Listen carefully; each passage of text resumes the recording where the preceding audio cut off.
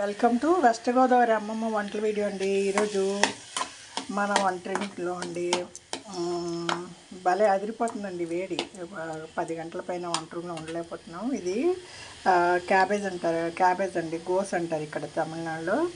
Cabbage చిన్న కడిగేసేసి బాగా చిన్న ముక్కలుగా కోసి ఆవిరిలో ఉడికించానండి. కుక్కర్లో ఆల్రెడీ నేను బీట్రూట్ ముక్కలు కోసి కుక్కర్లో ఉడికించాను. దాంట్లోనే జల్లిడి పెట్టి దీన్ని కూడా కొంచెం మగ్గితే బాగుంటుంది కదా, టైం సేవ్ అవుద్దని ఉడికించానండి. నీళ్ళు పోయలేదు, ఊరికి జల్లీలో పెట్టి ఆవిరిలో పెట్టాను. తర్వాత నూనెలో ఎల్లిపాయి ఎండుమిరపకాయలు ఎక్కువ వేసాను, కారం బదులు కరివేపాకు జీలకర్ర అన్నీ వేసాను. ఒక అంత పెసరపప్పు అండి నానబెట్టాను ముందే. సరే ఈ తాలింపులో పెసరపప్పు కూడా వేసాను.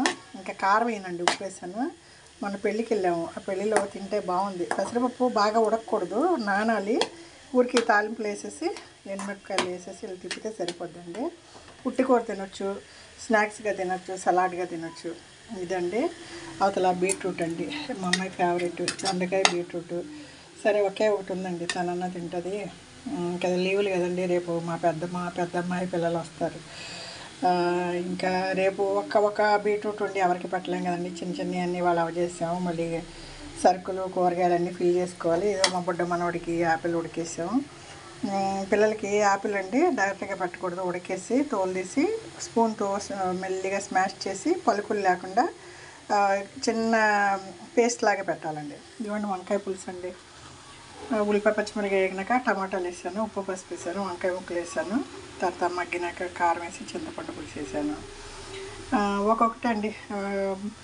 కాస్త తాలింపు వెళ్ళి ఫ్యాన్ దగ్గర కూర్చోను, పరుగులండి అటు ఇటు. ఇదివరకు మాకు వంటిల్లు ఒక చాట అయితే, ఇల్లు ఒక చాట అయితే వంటిల్లు బయట ఉండేదండి.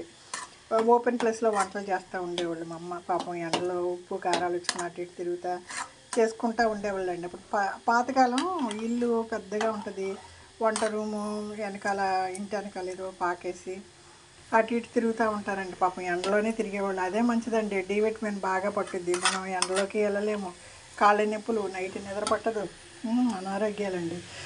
ఇది వచ్చి బాగా కొంచెం ఉప్పేసానండి లైట్గా, బాగా ఏమీ ఆగక్కర్లేదండి. ఉడికేసిన దాంట్లో ఏమైనా నీళ్ళు ఉంటే తగ్గిపోతుంది.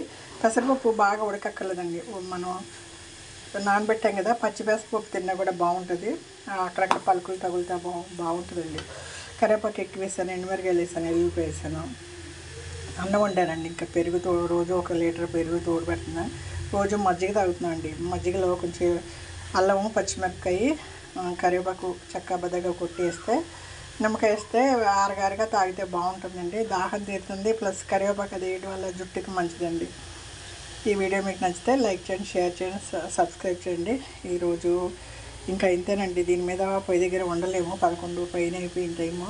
ఇంకా పొయ్యి దగ్గర వేడి తట్టుకోలేకపోతున్నాం.